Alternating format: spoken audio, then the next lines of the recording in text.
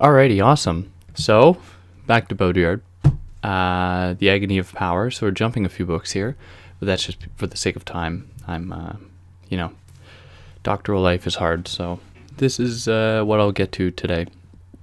So The Agony of Power, this is a later text, obviously. Yeah, so published, these are texts or two essays from his manuscripts that were not published when he was alive, I don't believe. So it only came out in 10 they were translated, but I think that they were first kind of compiled in 07. So he died in 07. So I don't know if anyway, so let's just jump into it. It's an important text to help kind of think Baudrillard's work in perhaps different terms than those, or than might be understood normally. Wow, that was poorly said. He presents some ideas here that might seem antithetical to some of his earlier claims. So when he's thinking of power here, we might reminisce his Forget Foucault, for those unfamiliar, where he has a line that goes something like this: perhaps Foucault wrote so well of power because it has ceased to exist.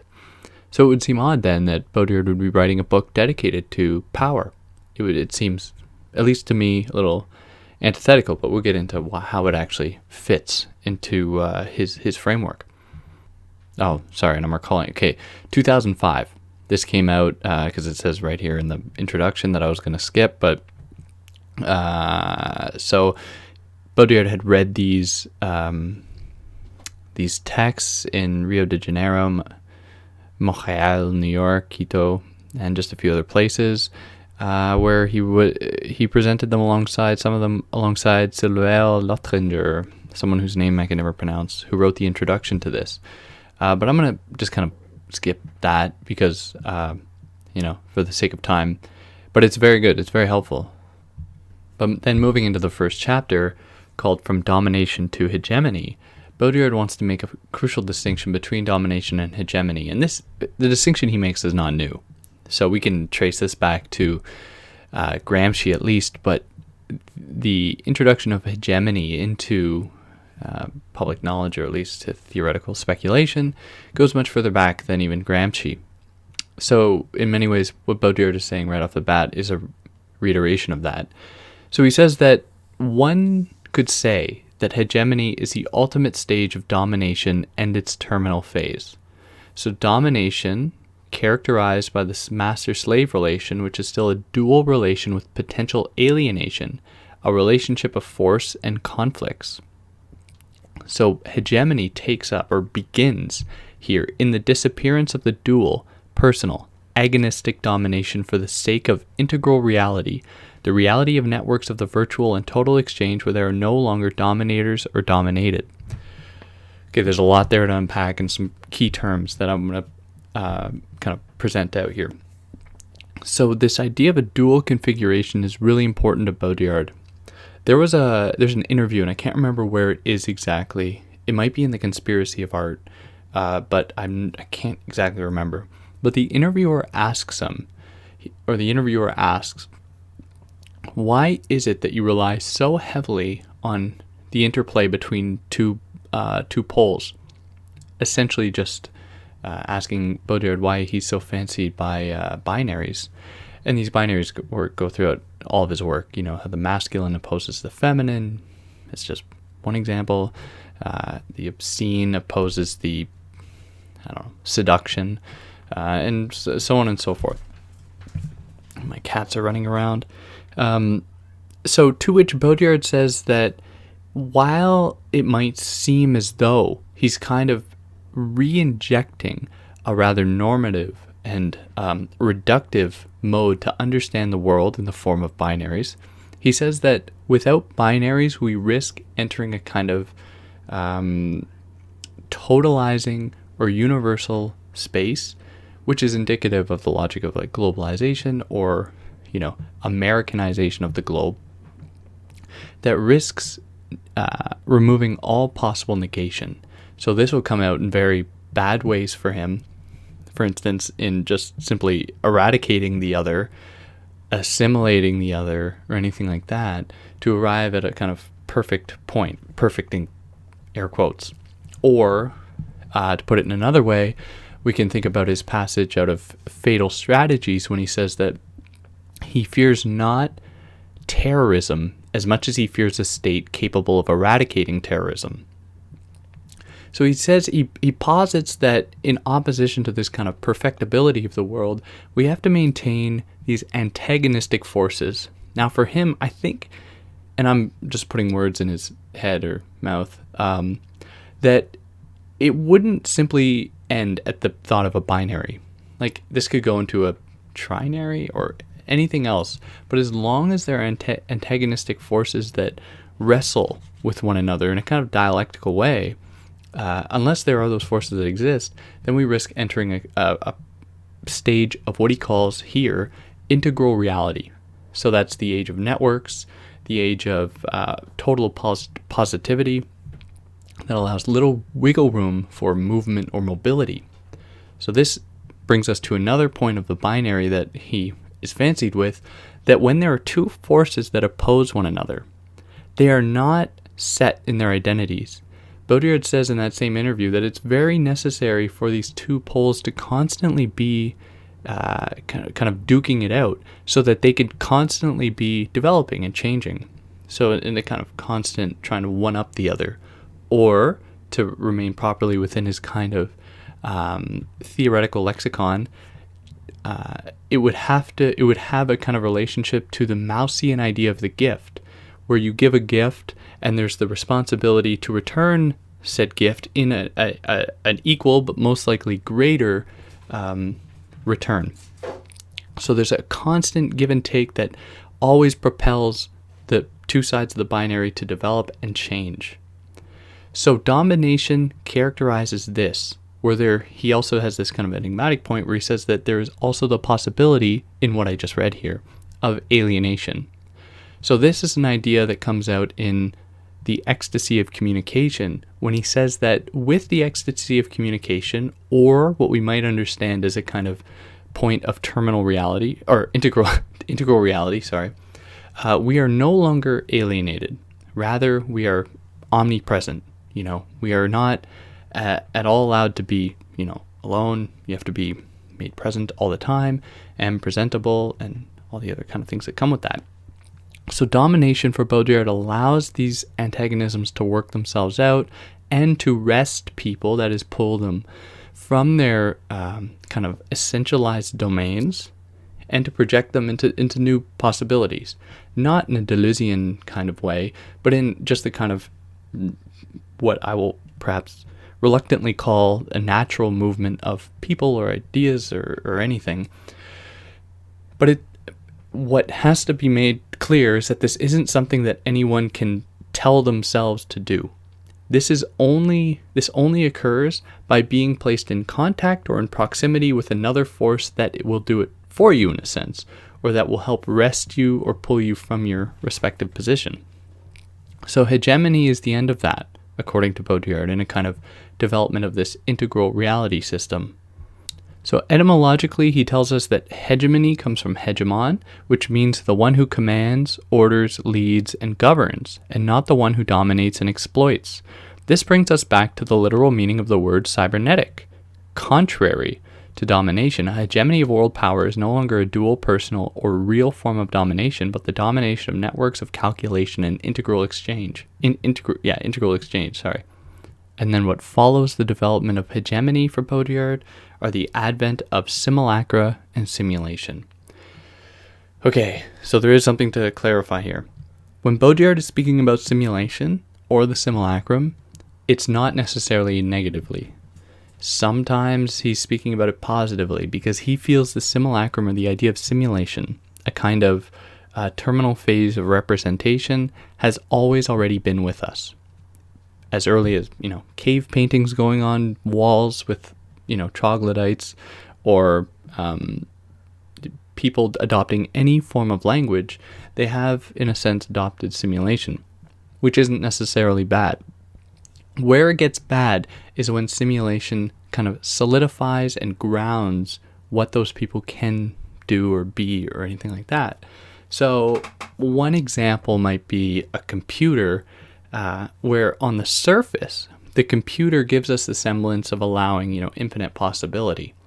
But underneath, in the form of code that rely on, binary sets of numbers that correspond to one understanding of numbers, or how most of the coding language is done in English, these represent oppressive forms of simulation because they ground and solidify what it means to engage in that field, which has far-reaching consequences because computers, are everywhere, or if not everywhere, will one day be. It's just one example. Perhaps it's not the best, but I think it gets the point across. So rather problematically, Baudrillard says that this comes about with the emancipation of the slave. Now, if we end it there, obviously that's bad. Like, we shouldn't ever condone slavery. But he follows it by saying that what is replaced by the emancipation of the slave is the internalization of the master's narrative or the master's authority in the slave's head. So this is a very, it's Foucauldian in a sense. We think of self-surveillance, or really Nietzschean.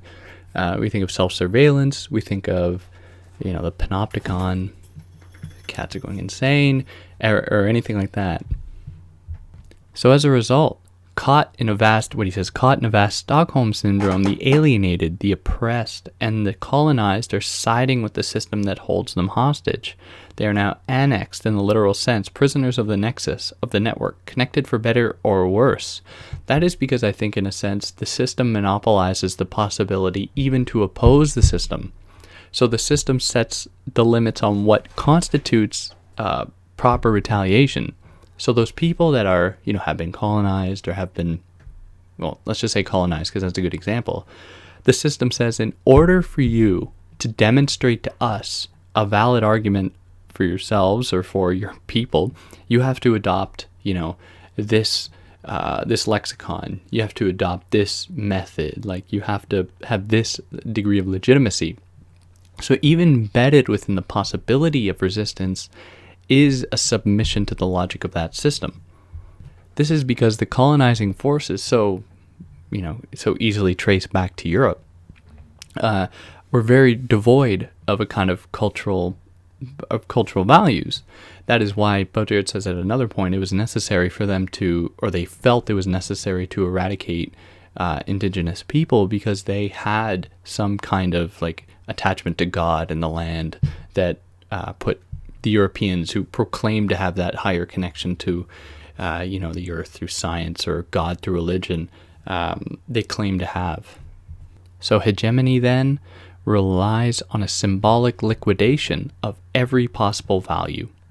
Now there is a triple kind of configuration that he lays out that has propelled us into this system. So he says, number one, this is when capital surpasses itself. This is on page 41 in my version. When capital surpasses itself and turns against itself in the sacrifice of value, the economic illusion, power turns against itself in the sacrifice of representation, the democratic illusion, the entire system turns against itself in the sacrifice of reality, the metaphysical illusion. So in each, they respectively move beyond value, representation, and reality in a hyperspace that is no longer economic, political, or real, but rather the hegemonic sphere. Because we are confronted with this hegemonic system, Baudrillard says that we almost wish we had domination back again. Because in domination, there's a clear locus of authority or power that guided what, or how people could act. So we compensate for this in a number of ways. So take the American political system. Now, first I want to preface this by saying that obviously political people in political authority have effects, especially on marginalized communities. But the current obsession by many, privileged people that in many ways won't experience the kind of oppression they claim to be experiencing, especially conspiracy theorists, who believe that power is located in various locations, although they are hidden, right? So we think of Alex Jones or whatever, where they generate a vessel in the form of a political authority or, CEOs of various companies, and say that is where the oppression is deriving from. And they rally up their supporters to charge against that point. Now, that is, for Baudrillard, I would believe, that is a way by which people convince themselves that we haven't entered this kind of hegemonic phase, that we haven't entered, in the Foucauldian term, the carceral state, where power is exerted through many different avenues and that guide and shape people, and that ultimately it's really the power in your own brain or your own mind that controls you. So we create these kind of compensatory points of power because we dream of power. We wish it existed because it would be that much easier to overcome. But it is much sneakier than that. So at this stage, Baudrillard asks, what is it we should be doing? Should we drive the system to its logical conclusion, if it has a logical conclusion, or just to its end? Or do we try to slow things down? Both of these approaches are flawed because they presuppose the possibility of seeing a productive use of the system we live in, whereas that is not the case. There is no real productive use of the system we are in. So if we remove, he says, the moral utopia of power as it should be in the eyes of those who reject it, if we hypothesize that power only lives through parody or simulations of representation and is defined by the society that manipulates it, if we accept the hypothesis that power is an ectoplasmic yet indispensable function, then people like Bush or Schwarzenegger fill their roles perfectly. Not that a country or people has the leaders it deserves, but that the leaders are the emanation of global power. The political structure of the United States is in direct correlation to its global domination. So there is therefore no reason to think of an alternative. Power itself must be abolished, and not solely in the refusal to be dominated, which is at the heart of all traditional struggles, but also just as violently in the refusal to dominate.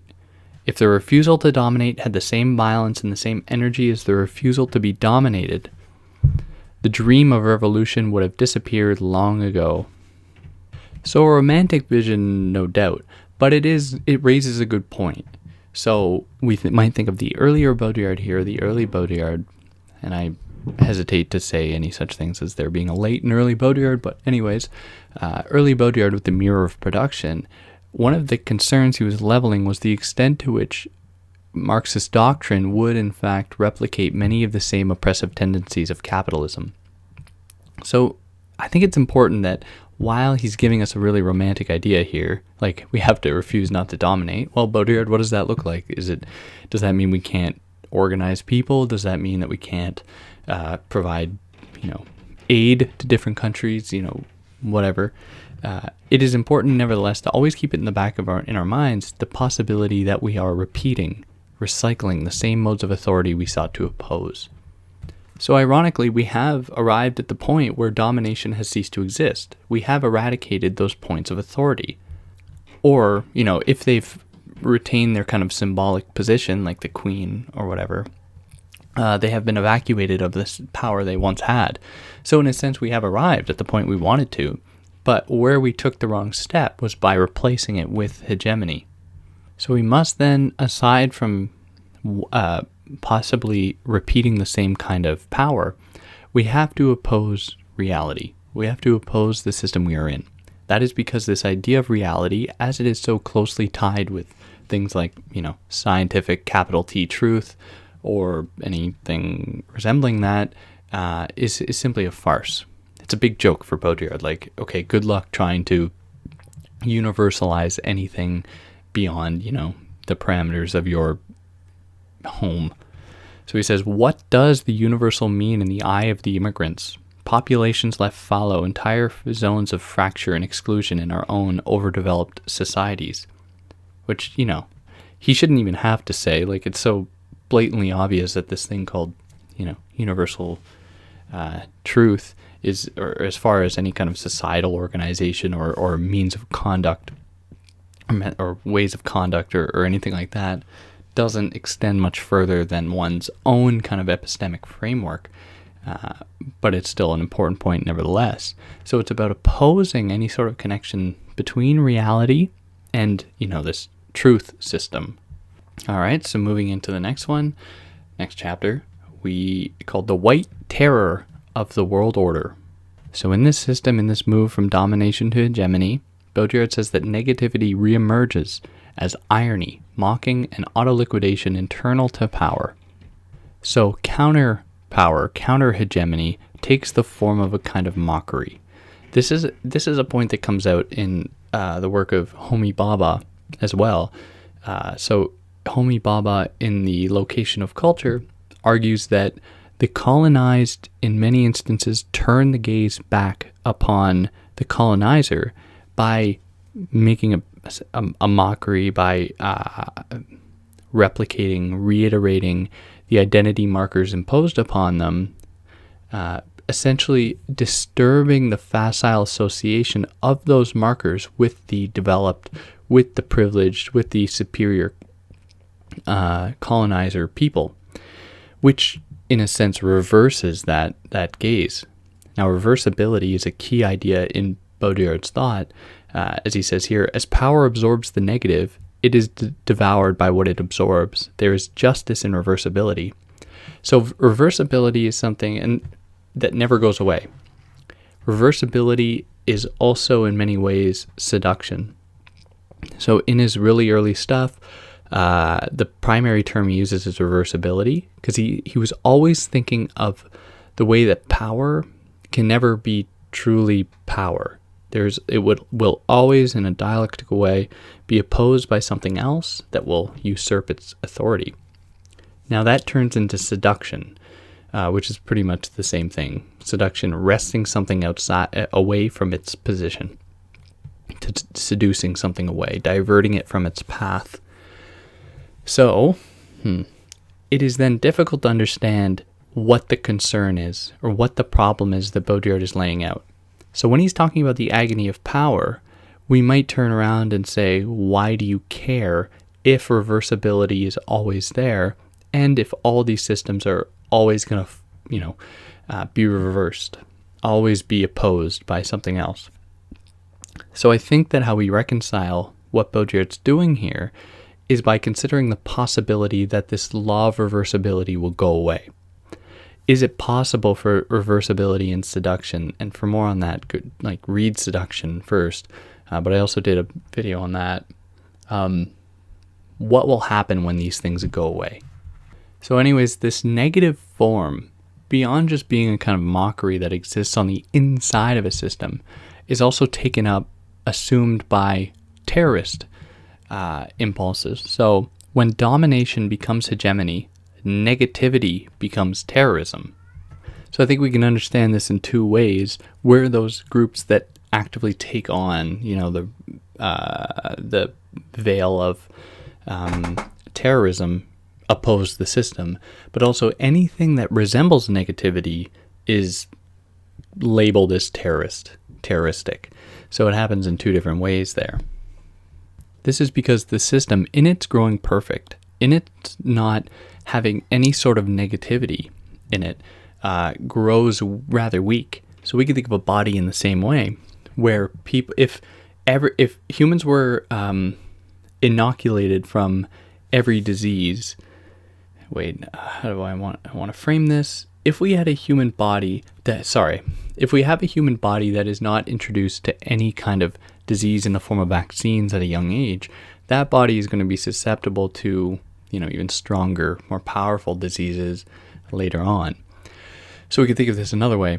If we get rid of all diseases on Earth, the human body is not ready to defend itself in an immunitary way from viruses. So if, God forbid, some kind of virus were to come from a meteor, something like that, the human body wouldn't have the defenses necessary to take it on, even if it was a simple virus like a flu or something like that. So this is also what occurs with, or what this culminates into is the possibility for the system to arrive at its kind of endpoint, its self-destruction. Because the system cannot prevent its destiny from being accomplished, integrally realized, and therefore driven into automatic self-destruction by the ostensible mechanisms of its reproduction. So at the height of its hegemony, power cannibalizes itself, and the work of the negative is replaced by an immense work of mourning. Kind of depressing, but I love that shit. So this mourning occurs, if it were to be realized on a global level, would be the end of all kind of, cultural identities that do not subscribe to the American way, which is, as he says, is on the side of unveiling, desublimation, reductive analysis, the truth of the repressed exhibition of owl nudity. Nothing is true unless it is desecrated, objectified, stripped of its aura, or dragged on stage. So that is, the American way. Make everything apparent, make it real, very pornographic. So global power then is the power of the simulacrum. So the simulacrum being that thing that unveils, right? But it's an unveiling that hides the fact that there is, nothing underneath, right? One other example of that America disseminates to the world is the idea of history, where Baudrillard says on 72, history itself is a product for Western export. We dump on others a desire for history through national conflicts, international institutions, access to the global market, while for us in reality history is over, in the sense that it unfolds on its own, on automatic pilot, and more often than not in a loop. So history is one of those things, thinking about the past as, a linear progression, and being, objective and real, being that thing that, or one other institution that communicates the logic of, the American simulation or perfectibility or truth to the other, big other. So this ability of the West to disseminate their logic of history is just one example, or the simulacrum more broadly, simulacra. That attests to the fact that there are still, according to Baudrillard, zones of reality. So that is interstices, alveoli, shreds of reality that survive in the heart of globalization and the hyper-reality of networks, a bit like the shreds of territory that float on the surface of the map in Borges' fable.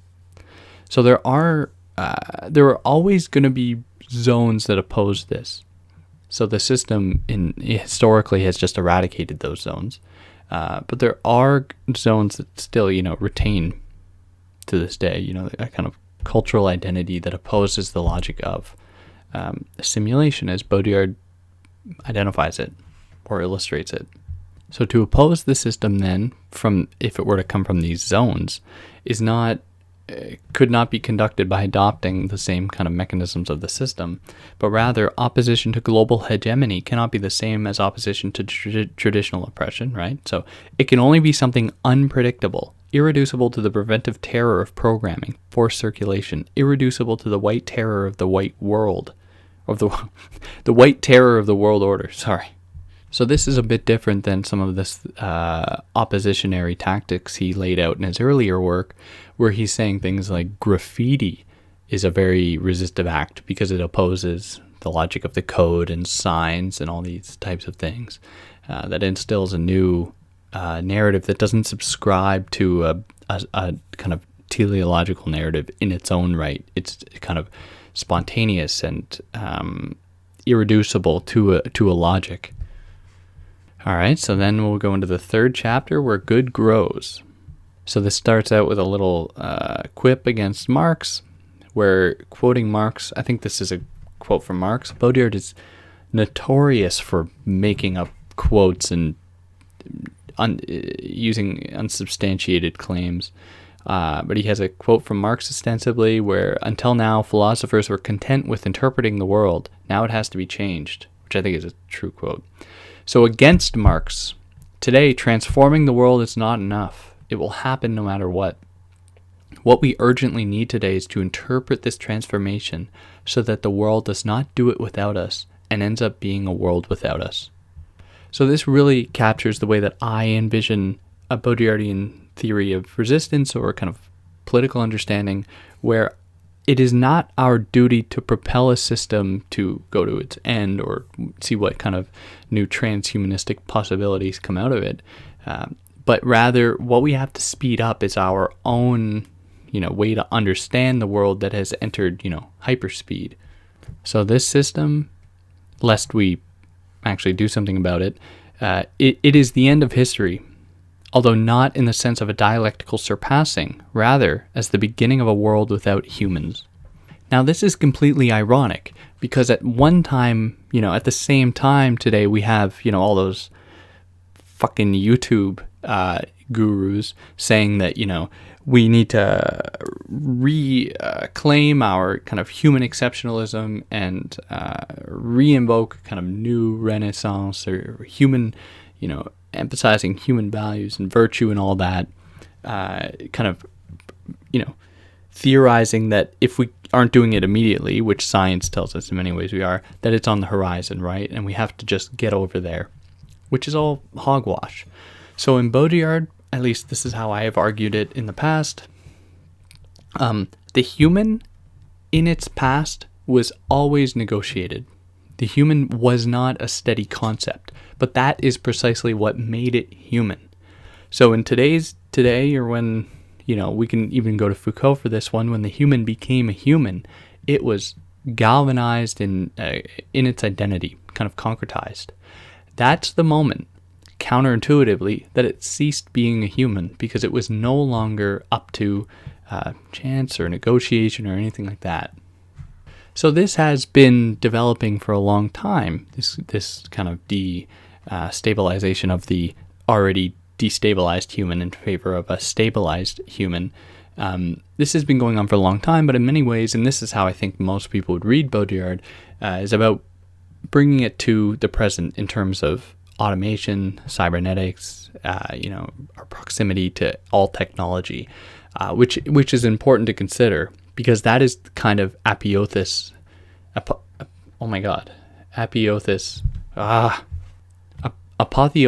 of that system, of the system of perfectibility.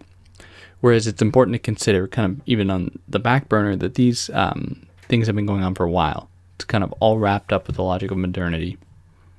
So once again, we get into this talk about terrorism as opposing this system, this kind of humanistic system, where security, he says on 97, is quietly taking hold as a white terror, draining the system of its Western values, freedom, democracy, human rights. So terrorism being that thing that opposes the system ostensibly, but it's a kind of opposition from the inside. So terrorism does not exist outside of the system. Terrorism works very much within it.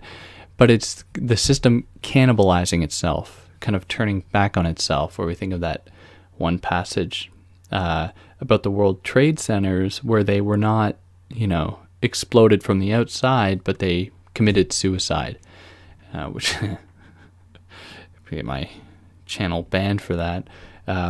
They committed suicide. Now, this is an idea that certainly has a pretty lengthy past. Someone kind of, and I just bring this up because I'm reading him now, but Harold Innis, the Canadian thinker, the Ontarioan thinker, the kind of proto-McLuhan person, said that very much the same thing, that any system that tries to attain its own perfectibility by destroying the possibility for there to be a kind of marginality or otherness pushes itself to its own self-destruction. So it might be understood, and I think that Baudrillard kind of would side with this, that terrorism serves the point of it as a kind of pressure valve, right?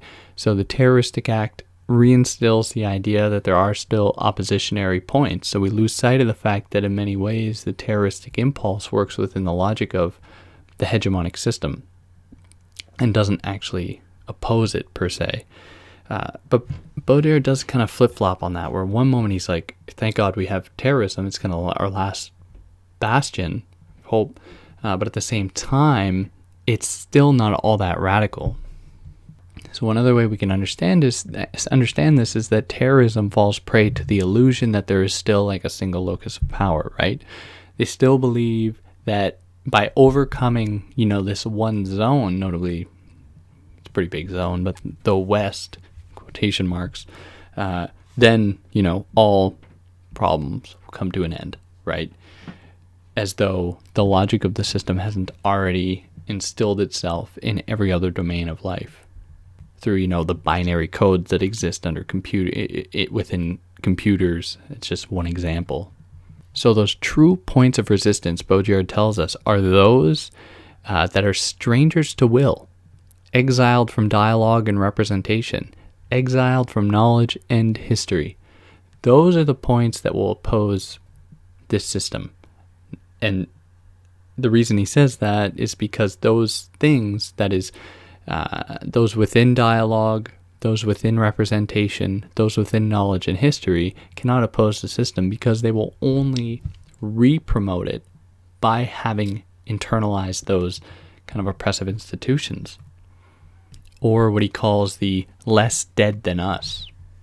Now, in a rather appropriate passage, especially for today, when Baudrillard considers what walls do, he says that we can be sure that any wall, even a transparent one, is the sign of a dictatorship or totalitarian system. We must therefore recognize that the West has become a totalitarian space, the space for a self-defensive hegemony defending itself against its own weakness. A wall is always suicidal. As soon as communism raised the Berlin Wall, it was virtually lost. It could only crumble in the end like the wall that it erected against itself. And this just feeds into that logic of kind of scapegoating where, all the internal mechanisms of power that exert themselves over the supposedly oppressed white people in the United States will somehow be resolved if, they can block off these immigrants from coming in, right? So it's not a very radical idea that he's putting forward here. It's that logic of the scapegoat. But, still, I like it. I'm a sucker. All right, then finally we move into the last section here, the roots of evil. So this is a interview that I'll just kind of pick out certain key questions and answers to. So the first question deals with evil. So what does evil mean for Baudrillard? Where he says on 109, the notion of evil is always very ambiguous. I would distinguish between at least two versions of evil. So there is relative evil, which is evil as it is generally understood. This evil only exists in balance with good, in equilibrium and permanent opposition with good. But now there is also an absolute evil, a depressive or catastrophic version of this relative evil. There is no longer any sharing or antagonism here between good and evil, and I'll interject, going back to that idea of perfectibility or integral reality. So this absolute evil comes from an excess of good, an unchecked proliferation of good, of technological development, of infinite progress, of totalitarian morality. So then the interviewer asks Baudrillard about cloning and how cloning figures into his work. So cloning is mentioned by him. You can find more about that in, I think, The Intelligence of Evil or the Lucidity Pact, which we'll get to at some point here, I'm sure. Or Screened Out, which is a compilation of essays. So Baudrillard says that cloning serves almost strategic purpose. So what they do not want to see, that is people, however, is that the desire for cloning is just another way of disappearing, and a shameful one. It is a technological disappearance into artificial survival, corresponding to the elimination of the human as human. And this process of disappearance has already begun. So this anxiety, I think, that he's looking at is how people are confronted with their mortality and want to see that go on, see themselves go on. To which Baudrillard says you would never be a human in that situation, and therefore would not have existed, and therefore would not have the ability to want to go on. Kind of. I think my logic is sound. Probably not, but I have no idea what I'm talking about. So this, there's also another point here that's important when he's talking about disappearance. So in another text, and I can't remember where, he has like 40 books. He says that the key, I think it's an Impossible Exchange, that one of those essays. He says that what is important is for humans to learn how to disappear. So disappearance is key for him because disappearance points to the possibility that you have exited the system of simulation or representation, or kind of the orgy, as he says it, and have gone into your own way and this isn't like the YouTube star, tracing their going into the wilderness, to be alone. This is people who are beyond our kind of cultural know-how, and that just don't subscribe to the system, and we'll never know about it, because as soon as they enter back into the system, like those YouTube people, like a Vice article about a man who's lived in the woods for 40 years. Not to say you can only do this by living in the woods, but it's just an example. What that does is just erase that time of having been away, turning it to a singular event of being the person that is the person in the woods, right? You have entered the kind of public sphere in that way and made apparent, made real for everyone to see and therefore consume. And then in opposition to this system, Baudrillard tells us on the last page, let us allow that system to proceed normally or abnormally until it runs its course. Let us leave to the machine what belongs to the machine, without trying to humanize it or make it an anthropoid object. For me, I will always have an empty, perfectly non-functional and therefore free space where I can express my thoughts. So I think that's his own kind of crafting of that space. And there's also, they have a little conversation about artificial intelligence, where our present fears are kind of Black Mirror society. Our present fears about technology are a strategy to convince us that we have once, at least at one time, been human, or that we are human and we are at risk of losing that humanity due to these technologies, these kind of anxieties brought up through Black Mirror. It's just one example of a kind of a popular media thing, where all that does is strategically convince us that we are or have been human, whereas that's not the case. So that wraps that one up. I have to obviously skip a lot, but this is a pretty repetitive little text that is a nice introduction to Baudrillard's work, I think. Knowing Baudrillard's disdain for perfectibility and simulation, and knowing the distinction between like oppressive simulation and benevolent simulation, I think are all important ideas, especially if you're going to go back and read some of his earlier stuff, like for a critique of the political economy of the sign, which is a very difficult text. The Mirror of Production is a lot more accessible, but then other texts like Symbolic Exchange and Death, which is very enigmatic, strange, complicated, and Seduction. It'll really help to know these things before jumping into those ones. So, not to say you should start with the later stuff or anything, but do whatever you want. But on that note, if you have any problems with what I said, do what you want. Other than that,